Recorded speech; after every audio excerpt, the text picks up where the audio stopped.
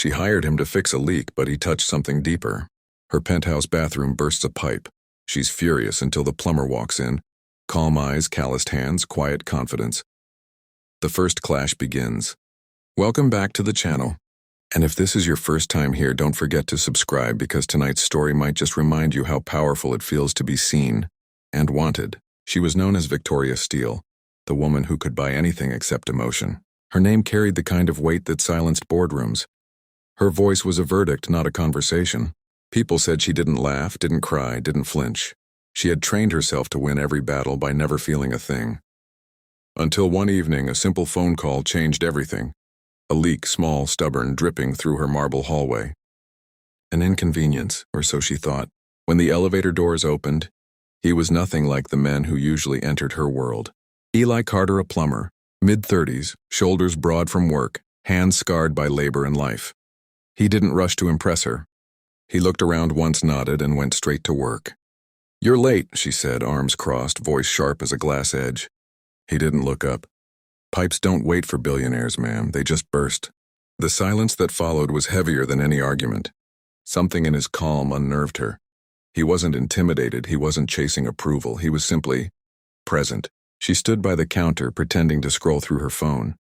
But her eyes kept drifting toward him the way his sleeves rolled up. The sound of the wrench turning. The quiet focus in his movements. It was strange how noise could fill a space and still feel peaceful. "Hand me a towel," he said without looking back. She passed it to him, their fingers brushing for less than a second, but long enough for her pulse to forget its rhythm. She cleared her throat quickly. "I don't get distracted." He chuckled softly, still working. "Then you're lucky. Most people are prisoners of what they feel." Her breath caught. She didn't know why that sentence stung.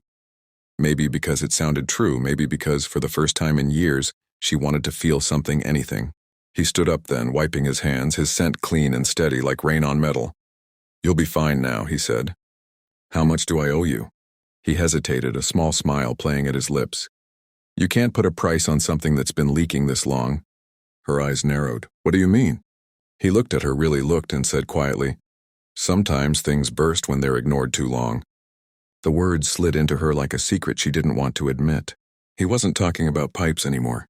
The space between them thickened. She didn't move. He didn't step back. Somewhere between the sound of water dripping and the hum of the city below, something in her broke its silence. Finally, he packed his tools, nodded once, and said, almost as an afterthought, "Funny. People who can't feel usually hide the loudest hearts." Then he was gone. The door closed, and all that was left was the echo of his words and her heartbeat suddenly loud enough to hear. That night, Victoria stood before her mirror. Her reflection looked the same, perfect, controlled, unbothered. But her eyes told another story. They looked curious, alive, almost warm. She touched her own lips as if testing if they could still tremble. "What just happened to me?" she whispered. And somewhere deep inside, a voice, quiet, unfamiliar but real, whispered back, "You felt something." And that was the night the woman who couldn't feel began to remember what it meant to be human. If this story stirred something in you, make sure you hit subscribe because this is only the beginning. Next time, the plumber returns, and it won't just be the pipes that start leaking. It'll be her walls. They said Victoria Steele never called the same worker twice. She believed in replacements, efficient, emotionless, clean. But 2 days after Eli Carter left her penthouse, she found herself staring at the same leaky spot in the ceiling again. This time she didn't call her assistant. She dialed him directly. He arrived just after noon. Same toolbox, same quiet step. But something about the air changed the moment he walked in. She told herself it was just humidity from the pipes. It wasn't. He greeted her with that calm voice. The one that never bent, never tried to please. "Still dripping?" he asked, glancing up at the ceiling. "Apparently," she replied, crossing her arms, pretending not to notice the faint warmth that crawled up her neck. He smirked slightly. "Guess we'll have to open the pressure again." He crouched beside the wall, working in silence. The sound of metal turning against metal filled the space, steady, rhythmic, like breathing in sync. Victoria stood behind him, arms folded, but her gaze wandered. The curve of his shoulders, the way his forearm tightened when he turned the wrench, the faint smudge of grease on his wrist. She wasn't used to noticing details like that. Not on men, not on anyone. She cleared her throat. "You didn't finish your invoice last time. I don't appreciate incomplete transactions." Without looking up, he said, "Didn't feel finished." What's that supposed to mean? He stood slowly, meeting her eyes. That deliberate pause again, long enough to make her heartbeat stumble. "Some leaks don't fix themselves overnight," he said. Her lips parted, ready to reply, but no words came out. He smiled faintly, turning back to his work. Her assistant, Claire, peeked in with a folder and froze at the sight. Victoria's laughter, soft, unexpected, filled the hallway. Claire blinked. Laughter? From Miss Steele? She quickly retreated, pretending she hadn't seen the impossible. Victoria caught her reflection in the mirror across the room. The curve of her smile felt strange, foreign, alive. What was happening to her? Eli adjusted a valve, testing the pressure. Steam hissed softly, curling upward like breath. He turned, wiping his hand on a rag. "You should stay back. Pipes can be unpredictable." "So can I," she said, stepping closer. There was challenge in her tone, but something else too. A quiet invitation she didn't fully understand. He didn't move, just held her gaze, steady, patient. It wasn't the stare of a man trying to conquer her. It was the look of someone who already knew she was tired of being untouchable. "Why do you look at me like that?" she asked, voice lower now. "Like what? Like you're not impressed. Maybe because you're not trying to impress me," he said simply. She felt her throat tighten, not from offense but from truth. He dismantled her entire power play with one sentence. The room filled with quiet steam. The air turned thick, warm. The scent of metal, water, and her own perfume tangled together. Every sense sharpened the sound of his breathing. The drop of water hitting the bucket, the faint tremor in her own chest. He reached to adjust another pipe, and for a second she leaned closer, too close. Close enough for him to catch the scent of her perfume. Something floral and expensive that didn't belong in any workshop. He froze. Her voice brushed against the silence. "Something wrong, Mr. Carter?" He exhaled slowly, eyes fixed on the pipe but not seeing it. "You play with fire," he said, his tone lower now, roughened by restraint. Her brow lifted. "Do I?" He turned then, wiping the back of his hand across his jaw. "You play with fire," he repeated softly, "like you want to get burned." The words landed between them, not loud but heavy. She didn't step back, neither did he. The air hummed with something alive, something unscripted. She wanted to say something clever, to pull back behind her armor, but no sentence could find its way past her throat. All she could do was breathe and realize that somewhere between the leak and the silence, the man in front of her had already begun to fix something far more fragile than the pipes. He turned away first, packing up his tools without a word. The sound of the metal clasps closing was sharp, final, like a period at the end of a confession. When he reached the door, she spoke, voice softer than she intended. "Eli." He stopped but didn't turn. "Next time," she said. "Call before you come. I might have plans." He glanced over his shoulder, eyes glinting with something unreadable. "Then make sure they're worth breaking." And with that he walked out, leaving her standing in the quiet steam, heartbeat echoing in her own ears, wondering when her armor had started to leak. Sometimes the strongest walls don't fall with force, they melt, slowly from the inside out. And Victoria Steele was melting, one quiet heartbeat at a time. For 2 days, Victoria Steele stared at the number on her phone, his name, saved as nothing more than EC. Every time she typed a message, her thumb hovered, then retreated. What would she even say? "You missed a spot? Come back and fix the thing that isn't broken anymore?" No, that wasn't her style. But curiosity has a rhythm, and hers had begun to play in the background of every thought. She told herself she only wanted to check the quality of his work. That was the lie she wrapped around the truth like silk over glass. By late afternoon, her driver dropped her off on a quiet industrial street. No glass towers here, no marble floors, no assistants waiting with tablets. Just the hum of machines, the smell of oil and metal. And somewhere beneath that, the sound of a man humming along with his work. She stood at the doorway, watching him before he noticed her. Eli Carter's sleeves rolled up, grease on his hands, hair slightly damp from effort. Everything about him moved with intention, yet never rush. Every sound, the scrape of his wrench, the quiet exhale through his nose, felt grounded, human, real. "Are you planning to stand there all day?" he said without turning. "Or are you here to buy coffee?" Her lips twitched.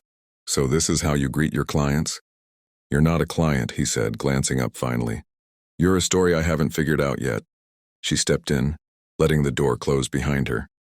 The sound echoed a soft metallic thud that sealed her inside his world. It wasn't what she expected. The place was small, Not messy, just lived in. Tools arranged by use, not display.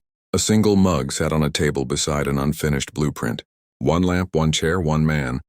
He poured coffee into an extra mug and pushed it toward her. No cream, no sugar. You don't seem like the type who hides flavor. She arched a brow. And what type is that? The kind that learned early on that control tastes better than sweetness. The words hung between them, heavy but precise, the way only truth can sound. She took a sip anyway, not to prove him wrong, but because it suddenly mattered that she didn't flinch. The coffee was bitter, sharp, but it grounded her like his gaze. "You think you figured me out?" she asked.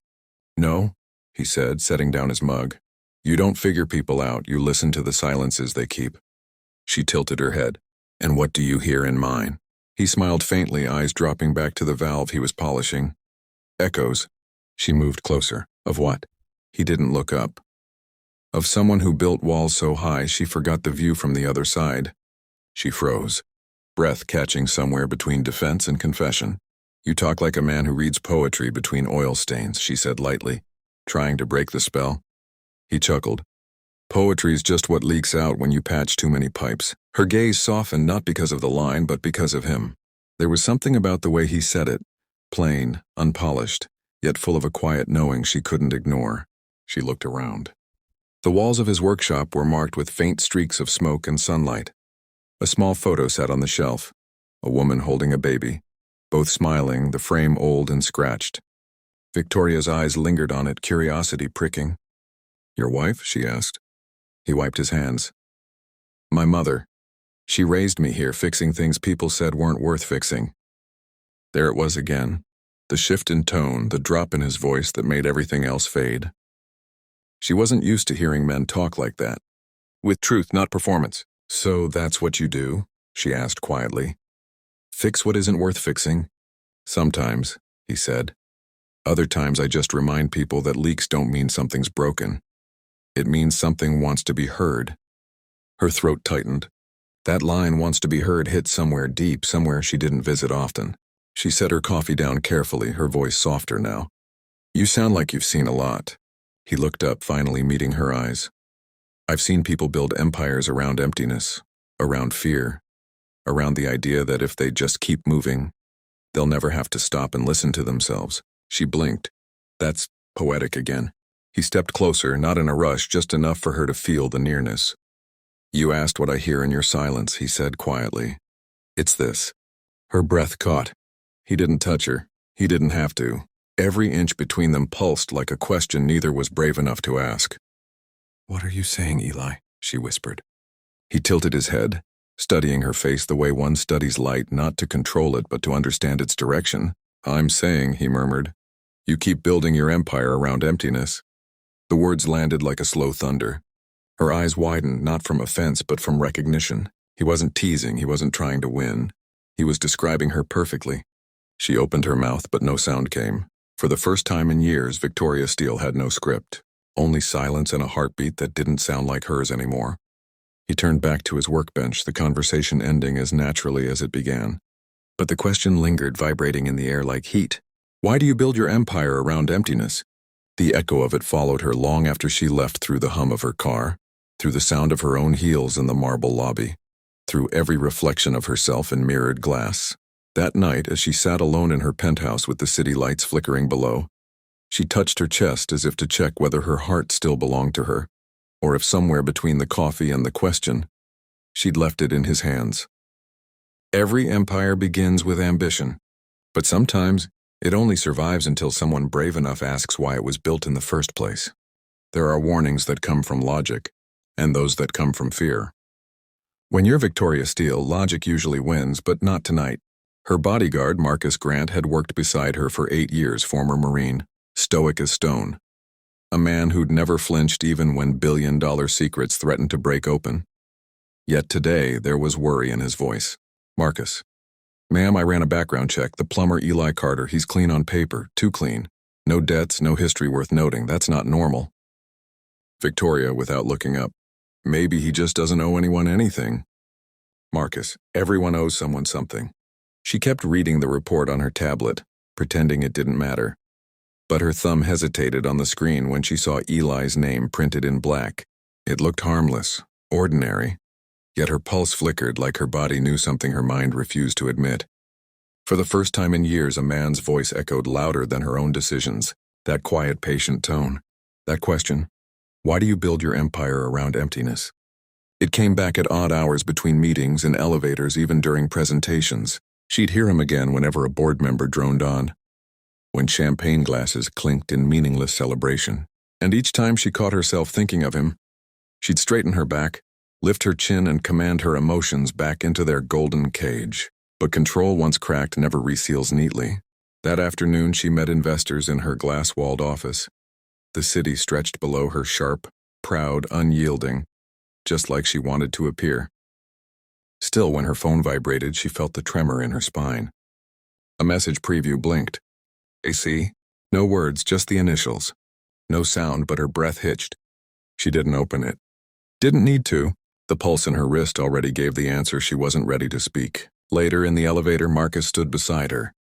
The silence between them felt protective, heavy, until he said quietly, "You're not listening to me, Victoria. That man isn't safe."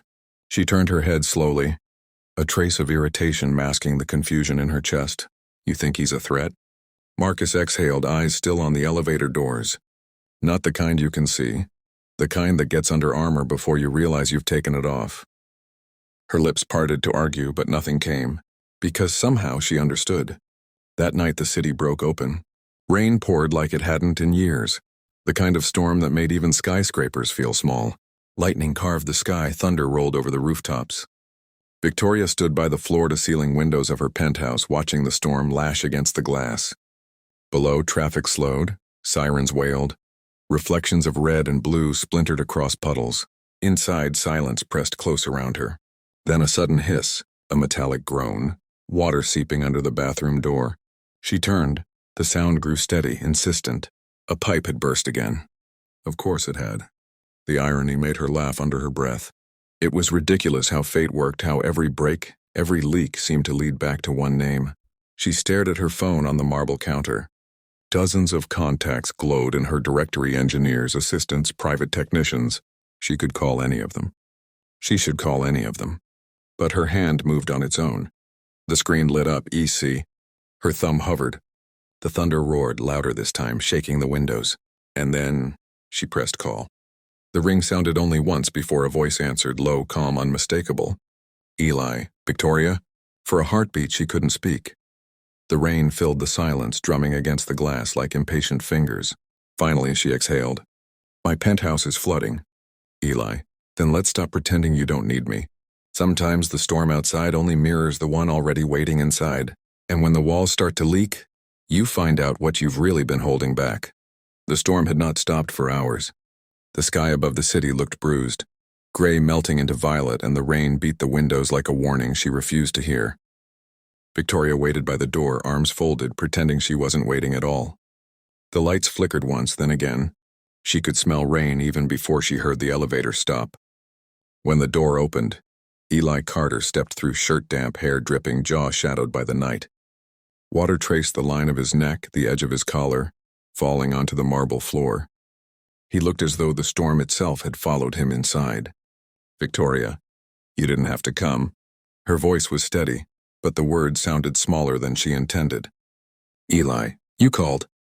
He said it simply, no accusation, no smile, just fact.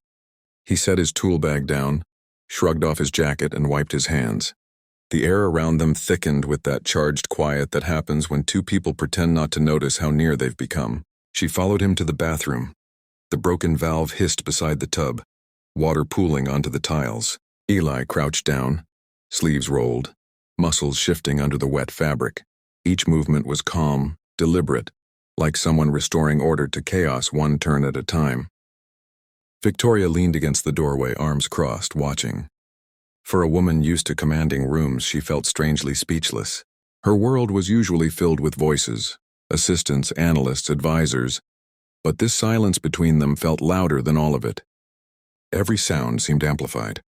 The drip of water, the click of his wrench, the storm pressing its breath against the glass. He looked up once, catching her watching him. The moment stretched. Lightning flashed, white light painting both their faces in silver. For a heartbeat, their silhouettes merged in reflection, as though the storm outside had drawn them closer. She tried to look away, but couldn't. Eli, you should stand back. It could get messy. Victoria, you think I'm afraid of a little mess? He half smiled. No, I think you've spent your life cleaning up everyone else's. The line landed like a soft impact. She opened her mouth, then shut it. Something inside her armor shifted. A soundless crack she tried to hide behind a laugh. Victoria, you're observant for a plumber. Thought you're transparent for a fortress. He tightened the valve, water slowing, steam rising from the heat of the pipes. It misted between them, blurring edges until all that remained were two outlines facing each other through vapor and light. She took a step forward. Not much, just enough for the scent of her perfume to reach him. That scent again, sharp citrus, then warmth underneath, the kind that lingers long after it's gone. Sometimes proximity is louder than words. Sometimes distance becomes the only thing keeping reason intact. He looked up again. She didn't step back. The sound of rain softened, leaving only their breathing. Eli, there, it's fixed. Victoria, then why does it still sound like something's leaking? He set his wrench down slowly. Maybe it's not the pipe. Lightning flashed again, thunder following close behind. The brightness carved their shadows against the wall, two outlines locked in silent recognition. Her pulse stumbled. His eyes stayed steady. He rose to his feet, standing close enough that she could feel the heat radiating from his skin, still damp from rain. Neither spoke. The room hummed with the kind of quiet that feels dangerous. There's a language beyond words, a shift in breath, a tremor at the corner of the mouth, a pulse that betrays what pride tries to bury. He leaned slightly closer, voice low enough to make her forget the storm. Eli, you don't want the pipe fixed. You want to feel something break. The words brushed the air like thunder under skin. She didn't move, couldn't. For the first time in her life, control didn't feel like safety. It felt like chains. And somewhere deep inside, she wanted to know what freedom sounded like. He stepped back before she could answer, picking up his tools again. The hiss of the repaired pipe filled the silence between them, a soft, steady heartbeat echoing in the room. Victoria stood there, trying to breathe past the knot in her throat. Outside, lightning struck again, white against glass, sharp and brief. By the time she turned to speak, Eli was already walking toward the door. Eli, without turning, you should keep a towel by the window, storm's not over yet. The door shut behind him. Only the rain replied. Sometimes what's fixed isn't the thing that was broken. Sometimes it's the moment you realize you've begun to feel again. There are nights meant for business, and nights meant to see who really owns the room. For Victoria Steele, tonight was supposed to be the first kind. She had hosted the annual Steele Foundation Gala for 7 years running. Politicians came for the photographs, investors came for the deals, and socialites came for the illusion that kindness looked best under chandeliers. Everything was predictable. Everything was perfect, until the one man who didn't belong said yes to her invitation. That morning she had sent it impulsively, a message typed, deleted, and retyped 3 times. Formal dinner, Friday, 7 p.m., wear a suit. She told herself it was strategy and experiment. If she could stand next to him under the brightest lights, maybe she'd prove to herself that he meant nothing more than curiosity. But as the hour drew close, that confidence turned thin as glass. Her reflection stared back at her in the mirror. Silver gown, hair pinned, eyes sharper than diamonds. Yet underneath the gloss, her pulse betrayed her. For the first time in years, she didn't know if she looked powerful or defensive. The elevator chimed. Marcus's voice came through the intercom. He's here. And then there he was. Eli Carter in black, a simple suit, perfectly fitted but clearly not tailored by her world. His hair slicked back, still slightly damp from the mist outside. He carried himself without apology. No awe, no awkwardness, just quiet presence that made even the marble floor seem less cold. Her breath caught, just enough to make her hate herself for it. Victoria, controlled. You clean up well. Eli, half-smile. So do the people who leak. She laughed, too quickly, too softly, and hated that he noticed. At the gala, flashes exploded from cameras. Crystal chandeliers spilled light across 1,000 polished surfaces. Every head turned as they entered together. The billionaire and her plumber. Whispers rose immediately, a wave of perfume and gossip. Who is he? That can't be her date. Maybe charity has a new meaning this year. Victoria ignored them, but she felt each stare like static on her skin. Eli didn't flinch. He offered his arm, she took it. Every movement between them looked choreographed, yet none of it was. He matched her stride, matched her breathing, matched her silence. At the table, he listened more than he spoke. When he did speak, it was never to impress, but to reveal. A short story about fixing a pipe in a school basement, how the kids thanked him with chalk drawings on the wall. The simplicity of it cut through the room like air through smoke. Even the men in tuxedos leaned in without knowing why.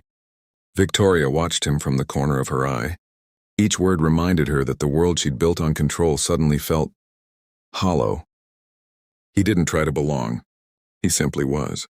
When the orchestra began to play, couples drifted toward the floor. Eli stood and held out a hand, not with ceremony, but with quiet certainty. "Oh, you said you wanted to test me. Let's start with rhythm." Her instinct was to refuse. Dancing was vulnerability under disguise. Hands, movement, breath. But his gaze steadied her. Before she could stop herself, her palm rested in his. The floor felt smaller once they stepped onto it. Music swelled, slow, patient strings rising like breath between heartbeats. Her other hand found his shoulder. The contact was almost nothing, yet everything shifted. They moved easily, her precision meeting his grounded weight. It wasn't perfect, but it felt real. For someone used to leading, she realized she wasn't anymore. His hand at her back guided her through the turns, not demanding, just knowing. Each step became conversation, each pause confession. The rhythm wasn't in the music, it was in the way her heartbeat began to follow his. She looked up once and found his eyes. Lightning again. This time not from the sky, but from something burning quietly between them. Eli low. "Still think this is just a test?" Victoria, bare whisper. Maybe I'm the one being measured." He smiled, small and knowing. The orchestra swelled, and for a moment the entire room disappeared. No investors, no rumors, no empire, just her pulse under his hand, his warmth through the fabric, and the terrifying, beautiful thought that she might actually be alive again. Her chest rose, breath faltering. The melody slowed. His hand pressed a fraction closer to the small of her back, steady, grounding. She closed her eyes just once, and her heart lost count. Power can silence a room. But sometimes it takes one steady hand to remind you how to listen again. The ballroom shimmered beneath chandeliers that looked like captured constellations. Laughter echoed like champagne bubbles, sharp and fleeting. Victoria Steele stood where she always did, at the center of every gaze, poised, untouchable, a woman carved out of calm authority and expensive perfume. Her gown caught the light, silver and unapologetic. Every man wanted her attention, every woman tried to imitate her control. But across the room, Eli didn't watch her like the others. His gaze was steady, unhurried, like a man studying something dangerous yet familiar. It wasn't desire alone that lived in his eyes, it was recognition. And she felt it. That quiet pull beneath her ribs she had no name for. She told herself it was curiosity, nothing more. Then, without warning, the alarm split through the music. A piercing metallic cry. For a heartbeat, the entire room froze. Then panic began to ripple through the crowd, sharp and chaotic. Waiters dropped trays. Glass shattered. People moved without direction, their expensive calm crumbling into noise and fear. Victoria reacted instantly. She lifted her chin, voice firm, commanding, the voice that built an empire. "Everyone stay calm, use the east exit, slowly." But the noise swallowed her words. Smoke began to unfurl from the far side of the ballroom, thin, gray, curling like an omen. And then, through that blur of movement, one hand caught her wrist. Firm, warm, steady. "Eli." He didn't speak. His grip said more than words. He turned her gently toward the service exit, his body guiding hers through the chaos like it was instinct. Her heels clicked against the marble, then slid. He caught her waist before she fell. The shock of his touch froze her for a second. Her pulse kicked hard. Outside, the air was sharp, cold and wet with the memory of rain. People spilled out into the night, their voices mixing with the wail of sirens in the distance. The fire wasn't large, just smoke, confusion, but the tension lingered in every breath. Victoria straightened, smoothing her dress, pretending calm. But Eli didn't move away. He studied her face like he was checking for fractures she didn't know she had. "You all right?" His voice was low, rough from the smoke. "I'm fine," she said automatically. And for once the words sounded like a lie. The truth pulsed beneath her skin, her heart racing faster than it should, her breath uneven. She was not fine. She was shaken, alive, too aware of the man standing inches away. He reached up, brushed a streak of soot from her neck. The motion was unhurried, deliberate. His thumb barely touched her skin, yet it sent a ripple straight through her. She didn't step back. Neither did he. Rain began to fall again. Light, cool, a soft percussion against the pavement. The red glow of fire trucks painted their faces, turning the air between them into something charged, almost cinematic. And then it hit her how rare this was. For years she had protected herself with schedules, contracts, and silence. She had built walls so tall no one even dared to climb. But here she was, letting someone stand close enough to hear her heartbeat.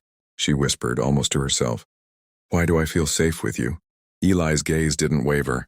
A faint smile curved at the corner of his mouth, calm, knowing, unshaken. "Because you finally stopped pretending you don't."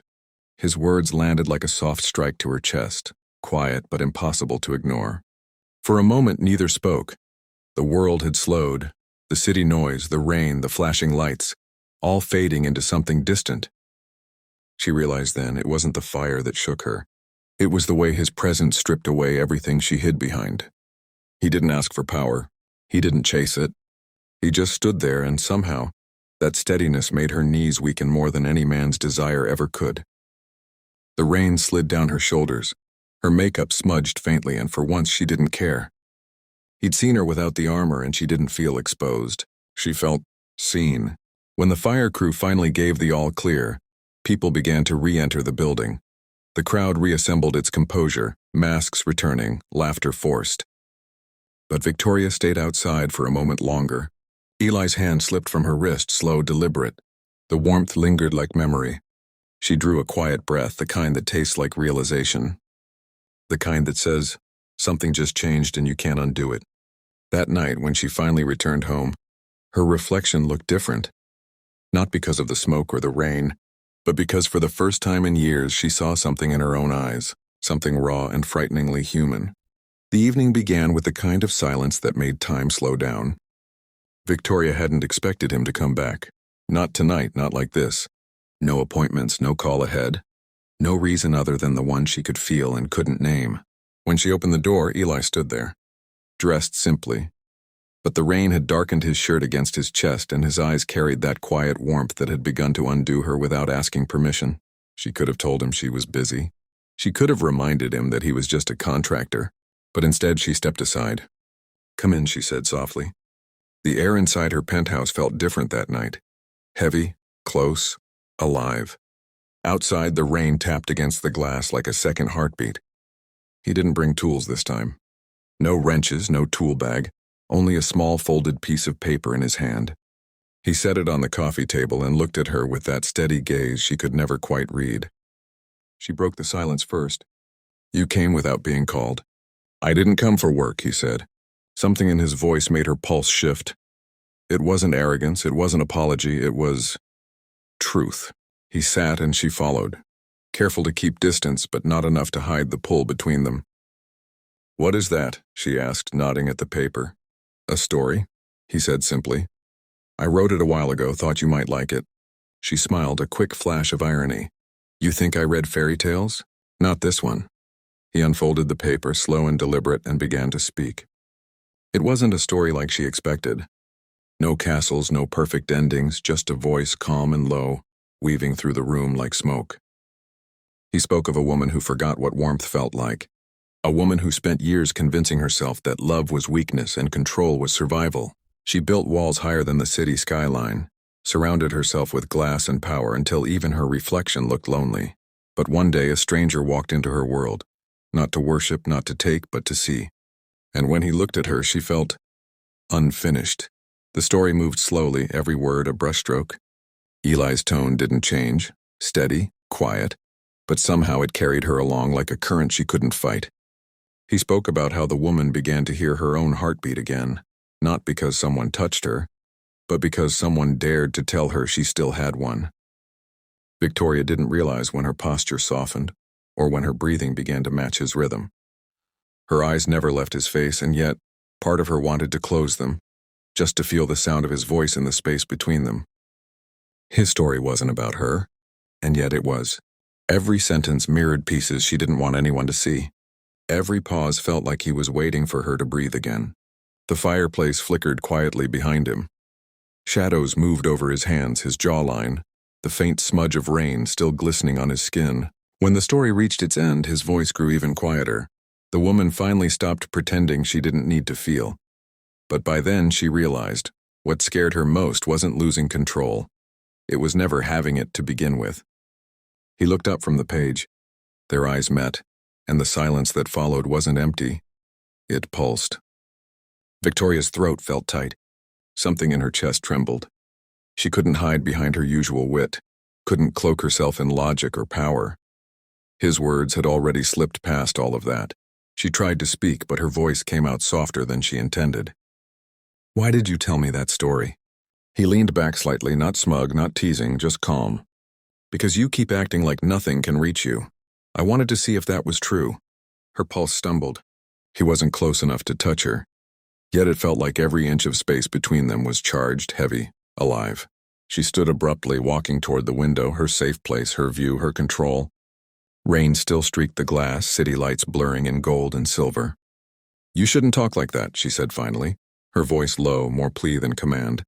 He rose too, slow, deliberate, his reflection joining hers in the glass. "Like what?" "Like..."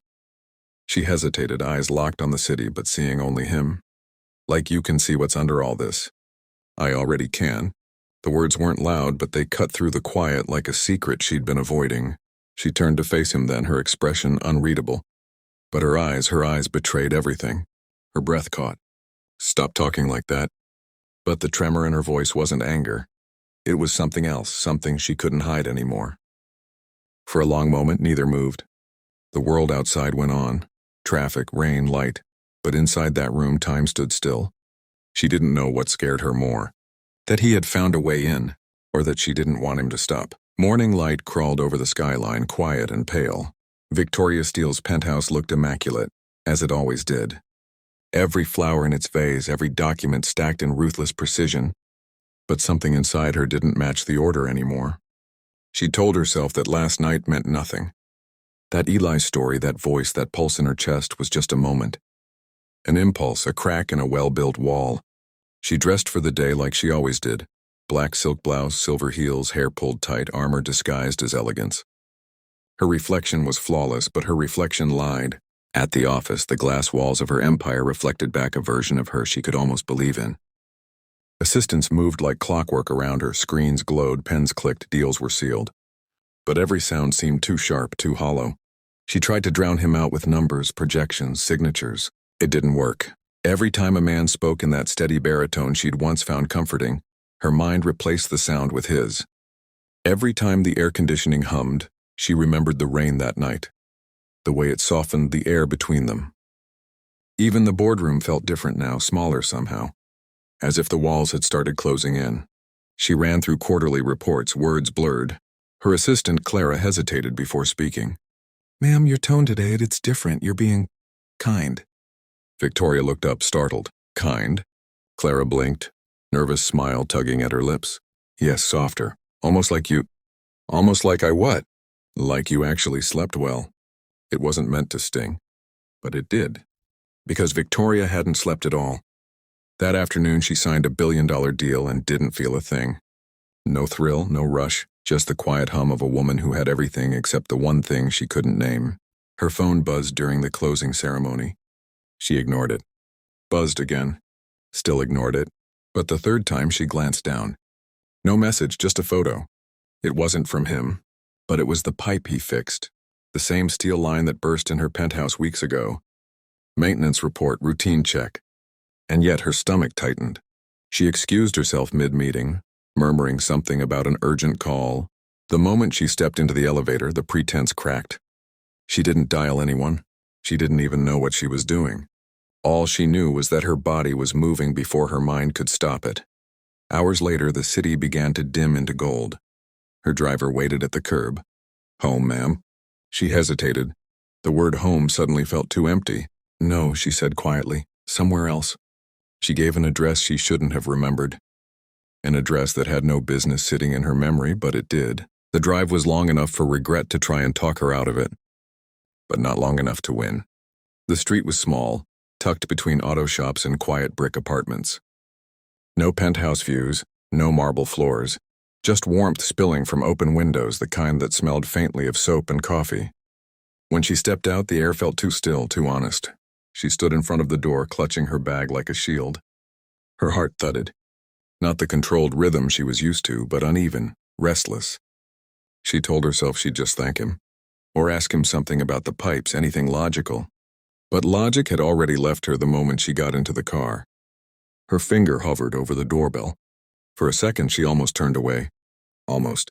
But the memory of his voice, because you finally stopped pretending you don't, pulled her back. She pressed the bell. A moment later, the door opened. Eli stood there, hair damp, shirt untucked, surprise flickering across his face.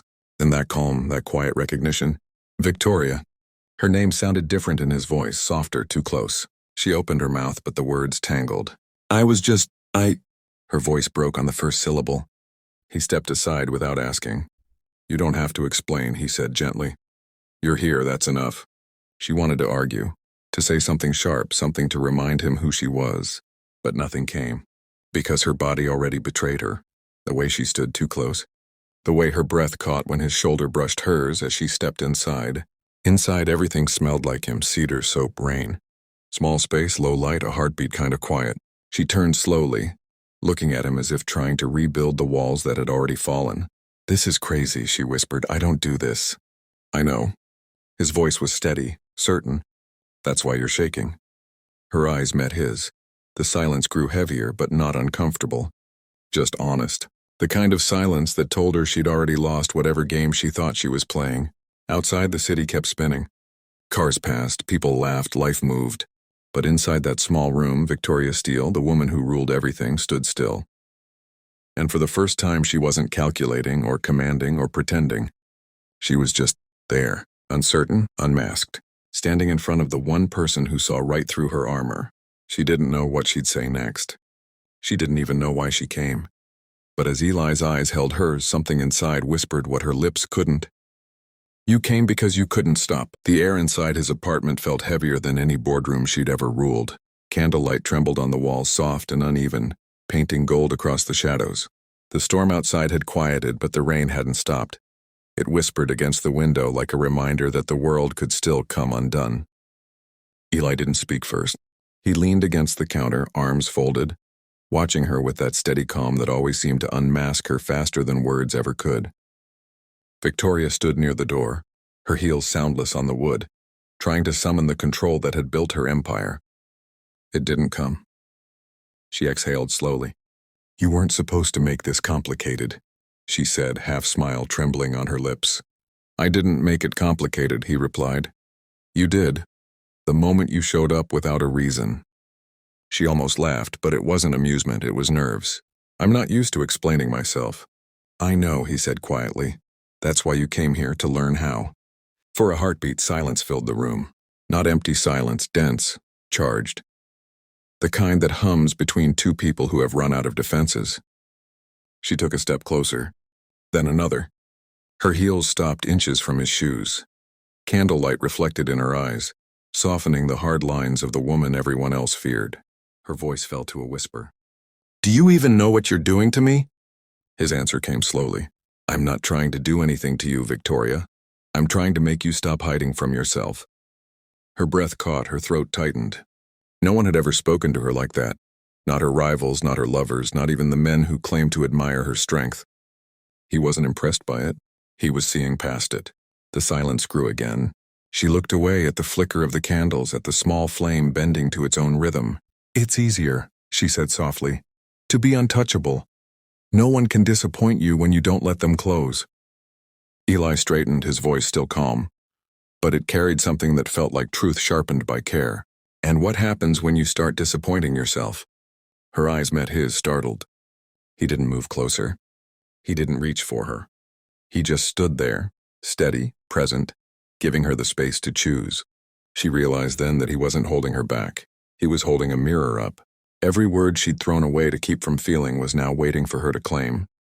Her hands trembled. She wanted to speak, but pride had always been her armor. Still, something in the quiet between them, something alive, urgent, demanded honesty.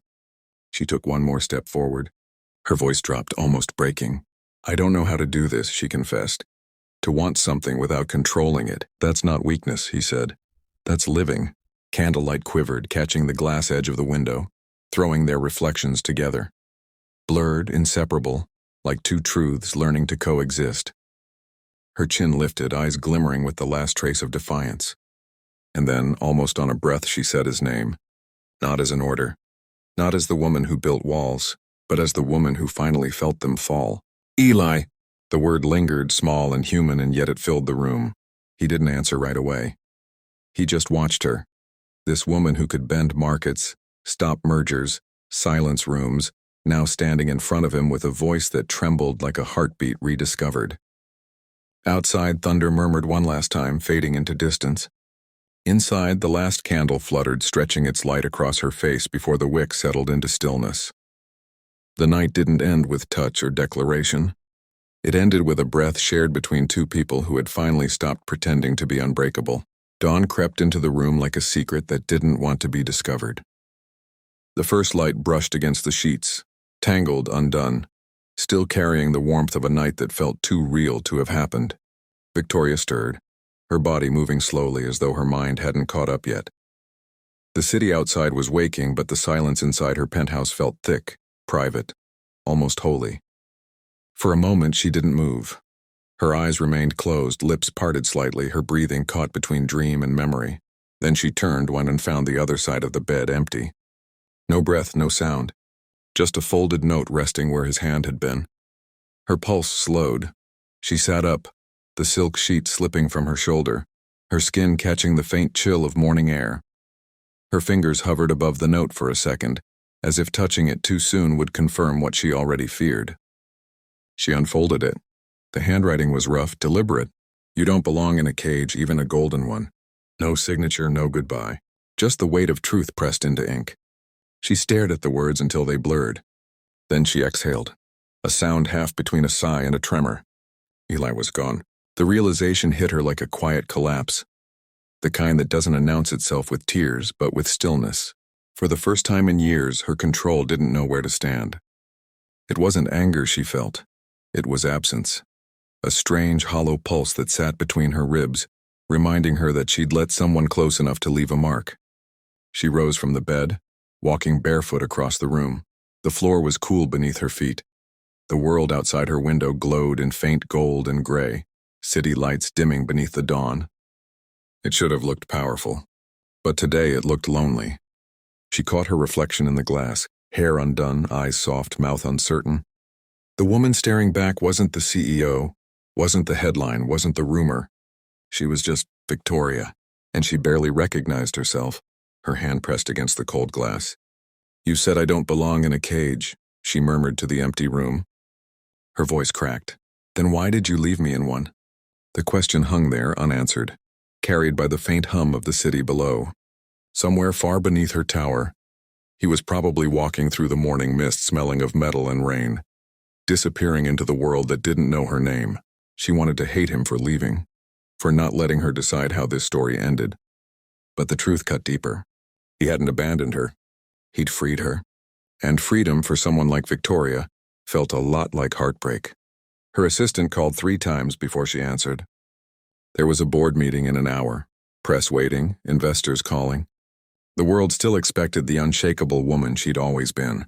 She stared at her phone, then silenced it.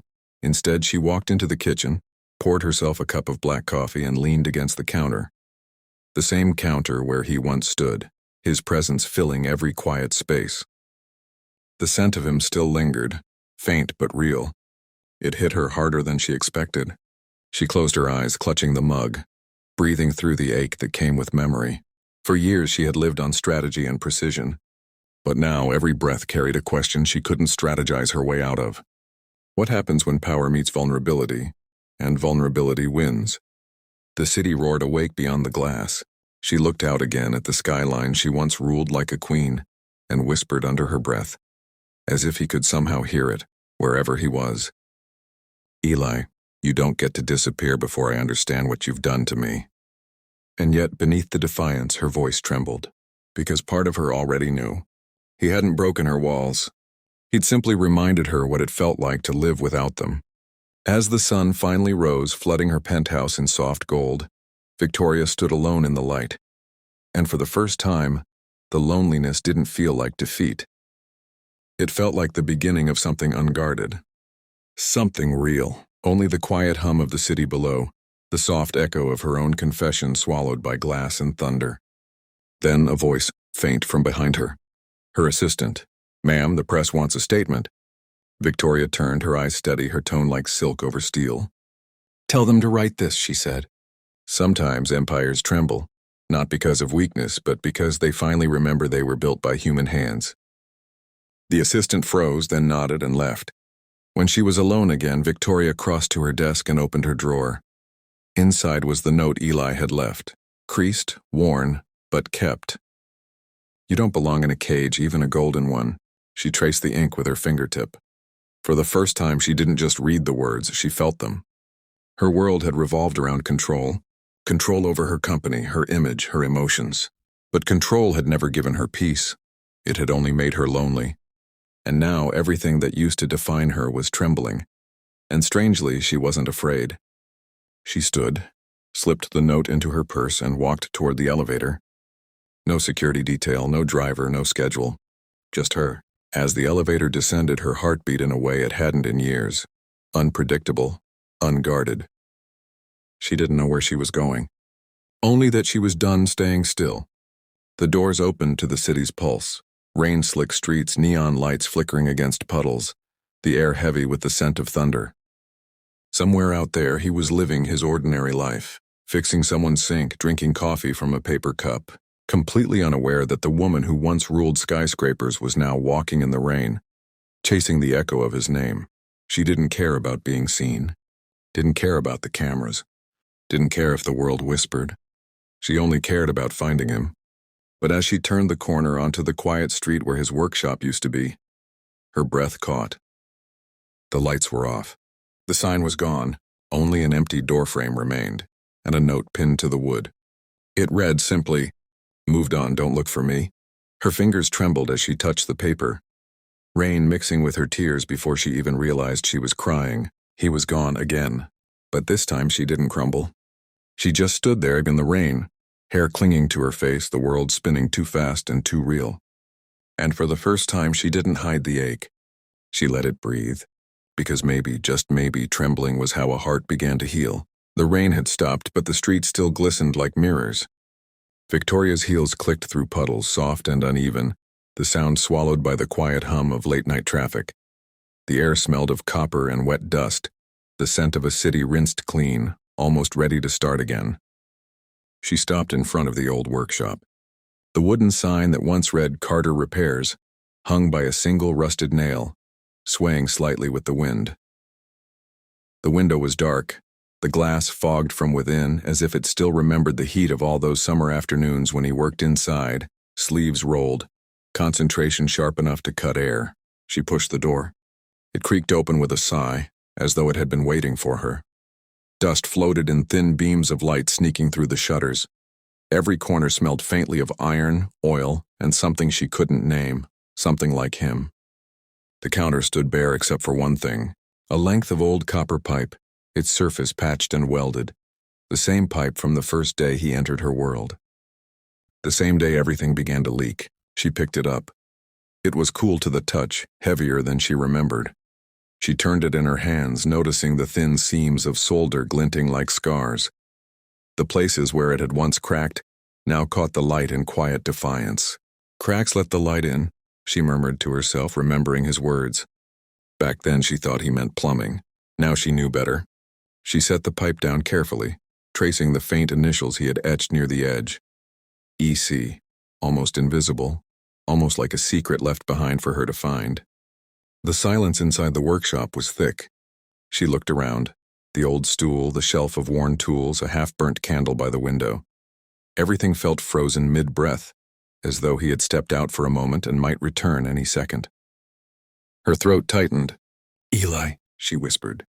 Just his name, small but it filled the room. She turned, eyes scanning the empty space as if sound could pull him out of the walls. Her chest rose and fell faster, the echo of her own heartbeat loud enough to drown out thought. And then a voice low, steady, achingly familiar. Still afraid to feel? She froze. Her breath caught, her fingers still resting on the pipe. Slowly she turned. He stood in the doorway, framed by fading daylight. His shirt was rolled at the sleeves, his hair damp, a hint of grease still marking his hands. The same hands that once held her without asking for permission, only understanding.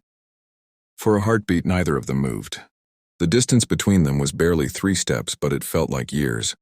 She finally spoke, her voice a whisper. I thought you disappeared.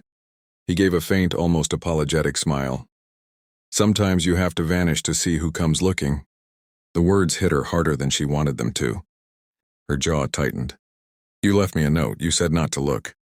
He stepped forward once, and yet you did. Something in her eyes flickered. Anger, longing, maybe both. You don't get to vanish and talk in riddles like you're some kind of test. I'm not testing you, he said quietly. I'm reminding you. Of what? That feeling doesn't destroy power, he said. It gives it pulse. The silence that followed was almost physical. A single drop of rain slid down the window, catching the light. Thin, trembling, real. She wanted to speak, but her throat wouldn't let her.